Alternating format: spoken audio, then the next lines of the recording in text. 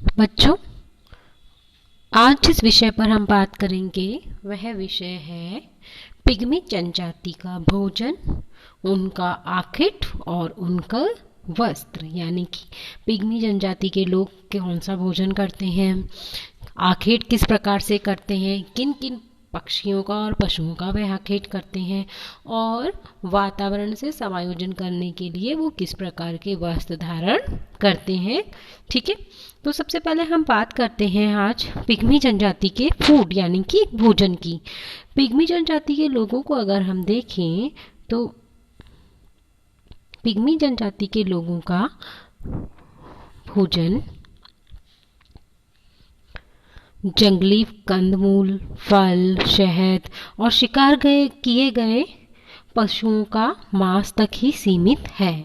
कभी कभी यानी कुल मिलाकर ये है कि पिग्मी जनजाति के लोग मुख्य रूप से जंगल से प्राप्त कंदमूल, फल, बेर, शहद और शिकार किए गए जो पशु हैं उनका ही मांस खाते हैं। कभी कभी निकटवर्ती नदियों में मछलियां भी पकड़ लेते हैं। कभी कभी जो आसपास में नदियां हैं उन नदियों में ये क्या करते हैं, मछलियां भी पकड़ लेते हैं। सामान्यतः कच्चा मांस ही खाते हैं। बंदर, चूहे, सांप और पक्षियों का भुना मांस इन्हें बहुत पसंद है। देखा आपने कि ये कच्चा ही मांस खा लेते हैं, इसीलिए इसे हम क्या कह रहे थे कि ये आदि मानव के अधिक निकट है। अब ये चूहे, सांप, बंदर सभी इन लोगों का इन्हें मांस जो पसंद है वो भुना हुआ मांस पसंद है। हाथी का शिकार कर ये उसे बड़े चाव से खाते हैं। मतलब ये शिकार में इतने दक्ष हैं कि ये हाथी तक का भी शिकार कर लेते हैं। दीमक, चींटियां, जुएं, मक्खियों तक को भी ये लोग खा जाते हैं। केले इन लोगों को बहुत ज़्यादा पसंद होते हैं और इसीलिए आप देखिए कि एक टाइम में एक पिग्मी 50 से 60 तलक केले खा जाता है। आप इससे ही इनकी डाइट का अंदाजा लगा सकते हैं कि इनकी डाइट कितनी होगी कि एक टाइम में एक पिग्मी 50 से 60 तलक केले खा रहा है। जिस खाद्य पदार्थ को ये लोग सीधा नहीं खा पाते हैं उसे ये लोग हरे बांस की लंबी नलिकाओं में पकाते हैं। अच्छा, अब कई मांस इस प्रकार के होते हैं, कई पदार्थ इस प्रकार के होते हैं जिसे ये लोग सीधा खाना पसंद नहीं करते हैं, जैसे प्रकृति से मिला है उसी रूप में नहीं खाते हैं।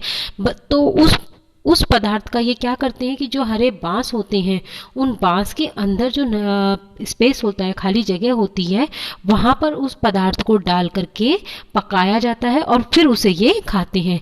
शिकार को फांसने के लिए पिग्मी फंदे, झटकेदार फंदों का उपयोग भी करते हैं। मतलब एक तरह का जाली मान लीजिए जिनका ये उपयोग करते हैं। पक्षियों को पकड़ने के लिए जंगली अंजीर के वृक्षों से जो चिपचिपा रस निकलता है उसे निकालकर बांस की खपच्चियों पर लगा देते हैं और जब पक्षी इन बांस की खपच्चियों पर बैठते हैं तो उनके पैर उस पर चिपक जाते हैं और ये लोग फिर उन पक्षियों को क्या करते हैं, पकड़ लेते हैं। यानी कि इनके आकाट करने का तरीका बहुत ज़्यादा न्यूतन या नवीन नहीं है, ये परंपरागत तरीकों से ही अभी तक आखेट कर रहे हैं। इन लोगों का अब हम बात करेंगे यहाँ पर आकर के कि भाई ये लोग खाते क्या थे, ये तो अभी तो हमने देखा। अब हम बात करेंगे इनके आखेट या हंटिंग की कि ये क्या आखेट करते हैं, हंटिंग करते हैं। इन लोगों का मुख्य उद्यम पशुओं का शिकार करना तथा नदियों में मछलियाँ पकड़ना है। ये लोग क्या करते हैं, मुख्य रूप से पशुओं का शिकार करते हैं या फिर नदियों में से क्या करते हैं, मछलियाँ पकड़ते हैं। छोटे जीवों का शिकार प्राय अकेला व्यक्ति ही कर लेता है, किंतु हाथी जैसे विशालकाय जानवर को कई पिग्मी मिलकर पकड़ते हैं। ये लोग वनों में गड्ढे खोदकर उस पर पत्ते डाल देते हैं, फिर हाहाकार लगाकर हाथी को गड्ढे की ओर आकर्षित करते हैं। जो ही हाथी उधर आता है और उस गड्ढे में गिर जाता है तो बर्छी और भालों और तीरों से ये उस हाथी को क्या कर देते हैं, मार देते हैं। समझ में आया आपको कि छोटे मोटे जीवों का शिकार तो पिग्मी अकेला कर लेगा, लेकिन हाथी जैसे बड़े जीव को पकड़ने के लिए ये क्या करते हैं, कई पिग्मी एक साथ मिल जाते हैं और एक बड़ा सा गड्ढा खोद देते हैं और उस पर फिर पत्तों से ढक देते हैं जिससे हाथी को ये लगे ही नहीं कि यहाँ पर गड्ढा है, और फिर जोर जोर से हा हा हा हा करके हाहाकार लगाते हैं जिससे हाथी डर जाता है और गड्ढे की ओर भागता है। जैसे ही वो उस ओर भागता है और उस गड्ढे में गिर जाता है तब ये बर्छी, भालों और तीरों से उस हाथी को मार डालते हैं। मछलियों को पकड़ने के लिए बंसी में मांस बांधकर जल में डाला जाता है और फिर जालों में फंस जाने पर उन्हें पकड़ लिया जाता है। पिग्मी लोग जो है वो बड़े ही सतर्क, जागरूक और चालाक होते हैं। अनेक बार पशुओं की बोली भी इतनी चतुराई से बोलते हैं कि पशु धोखा खाकर उधर ही पहुंच जाते हैं जहाँ पिग्मी अपने धनुष और तीर के साथ वन में छिपा रहता है, और मौका पाकर ही उस पशु का भी ये क्या कर देते हैं, शिकार कर देते हैं।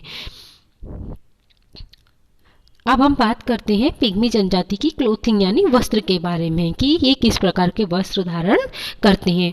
अत्यधिक तापमान यहाँ पर ऊंचा रहता है, आर्द्रता भी अधिक होती है, इस कारण इन लोगों को अधिक वस्त्रों की आवश्यकता तो पड़ती ही नहीं है। ये लोग प्राय नग्न अवस्था में ही निवास करते हैं। स्त्रियां और पुरुष केवल गुप्तांगों को ही ढकने के लिए छाल, डोरी या ताड़ के पत्तों या किसी अन्य वृक्षों के पत्तों या उसकी छाल से अपने गुप्तांगों को ढक लेते हैं। शेष सारा शरीर बिल्कुल इनका निर्वस्त्र रहता है। इसके अलावा स्त्रियां बांस के टुकड़े को चीर कर बनाई गई लंबे दांतों वाली कंघी भी रखती हैं, मतलब बांस से ये कंघी बनाते हैं और उस कंघी को ये काम में लेते हैं। बांस से दांतें निकाल निकाल करके कंघी बना लेते हैं जिससे स्त्रियां काम में लेती है। तो आज हमने बात की आखेट जनजाति के भोजन के बारे में, आखेट के बारे में और वस्त्र के बारे में।